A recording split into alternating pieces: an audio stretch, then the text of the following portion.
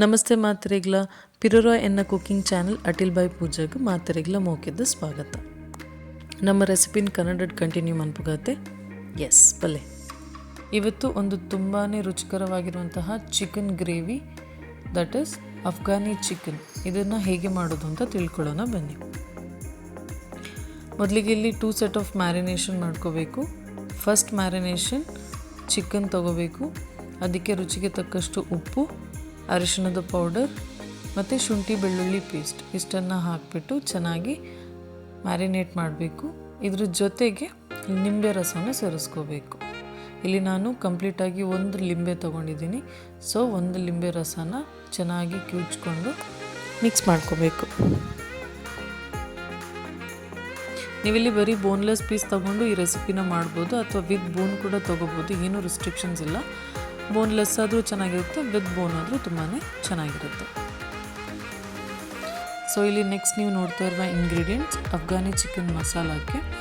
So ಇದನ್ನು ಚೆನ್ನಾಗಿ blend ಮಾಡ್ಕೋಬೇಕು. ಇಲ್ಲಿ ನೀವು ನೋಡ್ತಾ ಇರ್ಬೋದು ಕೊರಿಯಂಡರ್ ಅಂದರೆ ಕೊತ್ತಂಬರಿ ಸೊಪ್ಪು, ಈರುಳ್ಳಿ, ಪುದೀನ, ಕಾಯಿ ಮೆಣಸು, ಆಮೇಲೆ ಬೆಳ್ಳುಳ್ಳಿ ಮತ್ತು ಸ್ವಲ್ಪ ಶುಂಠಿ ಇಷ್ಟನ್ನು ಚೆನ್ನಾಗಿ ಇವಾಗ ಗ್ರೈಂಡ್ ಮಾಡ್ಕೋಬೇಕು. ಸೊ ಇಲ್ಲಿ ನೋಡ್ತಾ ಇರ್ಬೋದು ಚೆನ್ನಾಗಿ ಇವಾಗ ಗ್ರೀನ್ ಪೇಸ್ಟ್ ಮಾಡ್ಕೊಂಡಿದ್ದೀವಿ. ತುಂಬಾ ನೀರು ಹಾಕೋಕೆ ಹೋಗ್ಬಿಟ್ಟು ಗ್ರೈಂಡ್ ಮಾಡಬೇಕಾದ್ರೆ ಇಷ್ಟು ಕನ್ಸಿಸ್ಟೆನ್ಸಿ ಇದ್ದರೆ ಸಾಕು. ನೆಕ್ಸ್ಟ್ ಸ್ಟೆಪ್ ನಾನು ಆಗಲೇ ಹೇಳಿದಾಗೆ 2 ಸೆಟ್ ಆಫ್ ಮ್ಯಾರಿನೇಷನ್ಸ್ ಇದೆ. ಫಸ್ಟ್ ಮ್ಯಾರಿನೇಷನ್ ಇವಾಗಲೇ ನೋಡಿದ್ರಿ, ಇದು ಇವಾಗ ಸೆಕೆಂಡ್ ಮ್ಯಾರಿನೇಷನ್. ಮೊದಲಿಗೆ ನಾನಿಲ್ಲಿ ಅರ್ಧ ಲೀಟರಷ್ಟು ಮೊಸರು ತೊಗೊಂಡಿದ್ದೀನಿ. ನಾನು ತೊಗೊಂಡಿರೋದು ಆಲ್ಮೋಸ್ಟ್ 3/4 kg ಚಿಕನ್. ಸೊ ಅದಕ್ಕೊಂದು ಅರ್ಧ ಲೀಟರಷ್ಟು ನಾನಿಲ್ಲಿ ಮೊಸರು ತೊಗೊಂಡಿದ್ದೀನಿ. ಮೊಸರಲ್ಲಿ ಯಾವುದೇ ರೀತಿ ಗಂಟು ಇರಬಾರ್ದು, ಅದಕ್ಕೆ ಚೆನ್ನಾಗಿ ಇದನ್ನು ಬೀಟ್ ಮಾಡ್ತಾಯಿದ್ದೀನಿ. ನೆಕ್ಸ್ಟ್ ಇದಕ್ಕೆ ಫ್ರೆಶ್ ಕ್ರೀಮ್ ಹಾಕ್ತಾಯಿದ್ದೀನಿ. ಒಂದು ವೇಳೆ ನಿಮ್ಮ ಹತ್ರ ಫ್ರೆಶ್ ಕ್ರೀಮ್ ಇಲ್ಲ ಹೇಳಿದರೆ, ನಾವು ಹಾಲು ಬಿಸಿ ಮಾಡಿದಾಗ ಏನು ಕೆನೆ ಬರುತ್ತಲ್ಲ ಅದನ್ನು ತೆಗೆದು ಹಾಕಿದ್ರು ಸೇಮ್ ಎಫೆಕ್ಟೇ ಕೊಡುತ್ತೆ, ಸೇಮ್ ರುಚಿನೇ ಕೊಡುತ್ತೆ.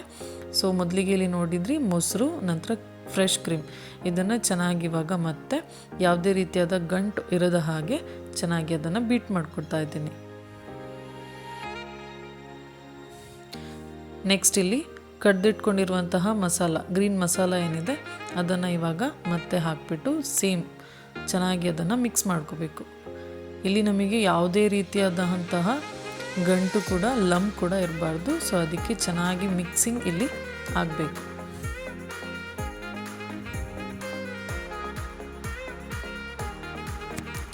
ನೆಕ್ಸ್ಟ್ ಈಗ ಇದಕ್ಕೆ ಒಂದೊಂದೇ ಮಸಾಲೆಗಳನ್ನು ಸೇರಿಸ್ತಾ ಹೋಗಬೇಕು. ಮೊದಲಿಗೆ ಇಲ್ಲಿ ಗರಂ ಮಸಾಲ ಹಾಕ್ತಾ ಇದ್ದೀನಿ. ನಿಮಗೊಂದು ವೇಳೆ ಗರಂ ಮಸಾಲ ಇಷ್ಟ ಇಲ್ಲ ಹೇಳಿದರೆ ನೀವು ಸ್ವಲ್ಪ ಕ್ವಾಂಟಿಟಿನ ಕಮ್ಮಿ ಮಾಡ್ಕೋಬೋದು.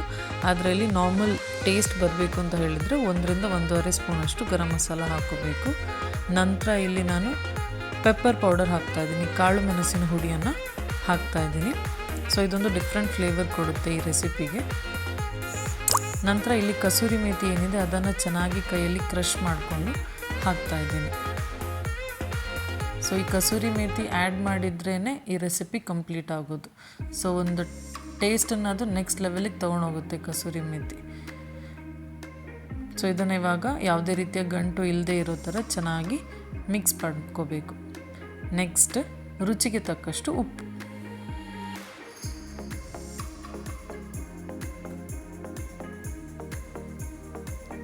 ಸೊ ಇಲ್ಲಿ ನಮ್ಮ green masala, Afghani green masala almost ರೆಡಿಯಾಗಿದೆ. ಇದನ್ನು ಇವಾಗ ಆಲ್ರೆಡಿ ನಾವೇನು ಫಸ್ಟ್ ಮ್ಯಾರಿನೇಷನ್ ಮಾಡಿ ಇಟ್ಟಿದ್ವಲ್ಲ ಚಿಕನ್, ಅದಕ್ಕೆ ಮಿಕ್ಸ್ ಮಾಡ್ಕೋಬೇಕು.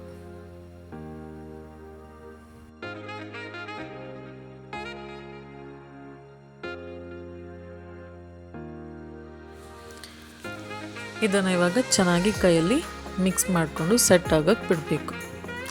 ಕೈಯಲ್ಲಿ ಅಥವಾ ಸ್ಪೂನಲ್ಲಿ ನಿಮ್ಮ ಪ್ರಿಫರೆನ್ಸ್, ಬಟ್ ಚೆನ್ನಾಗಿ ಮಿಕ್ಸ್ ಆಗಬೇಕು. ರುಚಿ ಚೆನ್ನಾಗಿ ಬರಬೇಕು ಅಂತ ಹೇಳಿದರೆ ಇದು ಕಡಿಮೆ ಅಂದರೂ ಒಂದು ಅರ್ಧ ಗಂಟೆ ಮ್ಯಾರಿನೇಟ್ ಆಗಬೇಕು. ಮತ್ತು ಎಷ್ಟು ಜಾಸ್ತಿ ಇಡ್ತೀರೋ ಅಷ್ಟು ಚೆನ್ನಾಗಿದ್ದರೆ ಟೇಸ್ಟ್ ಬರುತ್ತೆ. ನೆಕ್ಸ್ಟ್ ಇವಾಗ ಇದನ್ನು ತವಾ ಫ್ರೈ ಮಾಡ್ಕೋಬೇಕು. ಸೊ ಇಲ್ಲಿ ಹೇಗೆ ಅಂತ ಹೇಳಿದರೆ ಡೈರೆಕ್ಟಾಗಿ ನಾವು ಚಿಕನ್ನ ಗ್ರೇವಿಗೆ ಹಾಕ್ತಾ ಇಲ್ಲ, ಇಲ್ಲಿ ನೀವು ಡಿಫ್ರೆಂಟ್ ಆಗಿದೆ ಇದು ನೋಡಿ. ಸೊ ಫಸ್ಟಿಗೆ ಒಂದು ತವಾನ ಬಿಸಿ ಮಾಡಿಕೊಂಡು ಅದಕ್ಕೆ ನಾವೇನು ಮ್ಯಾರಿನೇಟ್ ಮಾಡಿಟ್ಟಿದ್ವಲ್ಲ ಚಿಕನ್, ಅದನ್ನು ಒಂದೊಂದನ್ನೇ ಹಾಕಿಬಿಟ್ಟು ತವಾ ಫ್ರೈ ಮಾಡ್ಕೋಬೇಕು, ಶಾಲೋ ಫ್ರೈ ಮಾಡ್ಕೋಬೇಕು. ಇಲ್ಲಿ ಚಿಕನ್ ಮ್ಯಾರಿನೇಟ್ ಮಾಡಿ ಉಳಿದಿರೋ ಮಸಾಲ ಏನಿದೆಯಲ್ಲ ಇದು ಡೆಫಿನೆಟಾಗಿ ವೇಸ್ಟ್ ಅಂತೂ ಆಗಲ್ಲ. ಇದು ನಮಗೆ ಮುಂದೆ ಹೇಗೆ ಯೂಸ್ ಆಗುತ್ತೆ ಅಂತ ಮತ್ತೆ ತಿಳ್ಕೊಳ್ಳೋಣ. ಇಲ್ಲಿ ಇವಾಗ ಚಿಕನ್ ಶಾಲೋ ಫ್ರೈ ಆಗ್ತಾ ಇದೆ. ಇದು ಡ್ರೈ ಆಗೋಕ್ಕೆ ಸ್ವಲ್ಪ ಟೈಮ್ ಹಿಡಿಯುತ್ತೆ. ಸೊ ಇದಕ್ಕೆ ನೀವೊಂದು ಸ್ಮೋಕಿ ಫ್ಲೇವರ್ ಕೊಟ್ಟರೆ ಇದು ಅಫ್ಘಾನಿ ಚಿಕನ್ ತಂದೂರಿ ಅಥವಾ ಟಿಕ್ಕಾ ಥರನೂ ನೀವು ಸರ್ವ್ ಮಾಡ್ಬೋದು. ನೆಕ್ಸ್ಟ್ ಇವಾಗ ನಾನು ಆಗಲೇ ಹೇಳ್ದಾಗೆ ಮ್ಯಾರಿನೇಟ್ ಮಾಡಿ ಉಳಿದಿರೋ ಮಸಾಲ ನಮಗೆ ಯೂಸ್ ಆಗುತ್ತೆ ಅಂತ ನೋಡಿ. ಇಲ್ಲಿ ಇದುವೇ ನಮಗೆ ಮೇಯ್ನಾಗಿ ನಮ್ಮ ಗ್ರೇವಿಗೆ ಬೇಕಾಗಿರುವಂತಹ ಬೇಸ್. ಸೊ ಇದನ್ನು ಇವಾಗ ನಾವು ಏನು ಮಾಡ್ತೀವಿ, ಶಾಲೋ ಫ್ರೈ ಮಾಡಿರೋ ತವಾದಲ್ಲೇ ನಾವು ಅದನ್ನು ಹಾಕ್ತಾಯಿದ್ದೀವಿ. ಸೊ ಅದಕ್ಕೆ ನೀವು ಈ ರೆಸಿಪಿ ಮಾಡ್ತಾ ಇದ್ದೀರಾ ಅಂತ ಹೇಳಿದರೆ ಒಂದು ಸ್ವಲ್ಪ ಡೀಪ್ ಆಗಿರುವಂತಹ ಕಡಾಯಿ ಅಥವಾ ತವ ತೊಗೊಂಡ್ರೆ ನಿಮಗೆ ಒಂದೇ ಪಾತ್ರೆಯಲ್ಲಿ ಆಗೋಗುತ್ತೆ. ಮಸಾಲ ಹಾಕಿದ ನಂತರ ಒಂದು 5ರಿಂದ 10 ನಿಮಿಷಗಳ ಕಾಲ ಚೆನ್ನಾಗಿ ಇದನ್ನು ಕುದಿಸ್ಕೋಬೇಕು. ಚಿಕನ್ ಪೀಸಸ್ ಮತ್ತು ಮಸಾಲ ಚೆನ್ನಾಗಿ ಬ್ಲೆಂಡ್ ಆಗಬೇಕು. ತುಂಬ ಹೈ ಫ್ಲೇಮ್ ಬೇಡ, ಮೀಡಿಯಮ್ ಫ್ಲೇಮಲ್ಲೇ ಕುದಿಸ್ಕೋಬೇಕು. ಈ ರೆಸಿಪಿ ಮಕ್ಕಳಿಗಂತೂ ಖಂಡಿತ ಇಷ್ಟ ಆಗುತ್ತೆ. ಬಿಕಾಸ್ ಇದು ತುಂಬ ಖಾರ ಇರಲ್ಲ, ಮೀಡಿಯಮ್ ಖಾರ ಇರುತ್ತೆ. ಮತ್ತು ನಾವು ಯೂಶ್ವಲಾಗಿ ತಿನ್ನೋದಕ್ಕಿಂತ ಇದು ಸ್ವಲ್ಪ ಡಿಫ್ರೆಂಟ್ ಆಗಿರುತ್ತೆ. ಸೊ ಡೆಫಿನೆಟಾಗಿ ರೆಸಿಪಿನ ಟ್ರೈ ಮಾಡಿ. ದೋಸೆ ಜೊತೆ ಅಥವಾ ಜೀರಾ ರೈಸ್ ಜೊತೆ ಅಥವಾ ನಾರ್ಮಲ್ ರೈಸ್, ಬಟರ್ ನಾನ್, ರೋಟಿ, ಕುಲ್ಚಾ, ಪೂರಿ ಯಾವುದ್ರ ಜೊತೆನೂ ತುಂಬಾ ಚೆನ್ನಾಗಿ ಇದು ಬ್ಲೆಂಡ್ ಆಗುತ್ತೆ. ಸೊ ಡೆಫಿನೆಟಾಗಿ ರೆಸಿಪಿನ ಟ್ರೈ ಮಾಡಿ. ಹೇಗಿತ್ತು ರುಚಿ ಅಂತ ತಿಳಿಸಿ ಕಮೆಂಟ್ ಬಾಕ್ಸಲ್ಲಿ. ಸಬ್ಸ್ಕ್ರೈಬ್ ಮಾಡದೆ ಚಾನಲ್ ನೋಡ್ತಾ ಇರೋರು ಪ್ಲೀಸ್ ಸಬ್ಸ್ಕ್ರೈಬ್ ಮಾಡಿ, ಹೀಗೆ ಸಪೋರ್ಟ್ ಮಾಡಿ. Thank you for watching.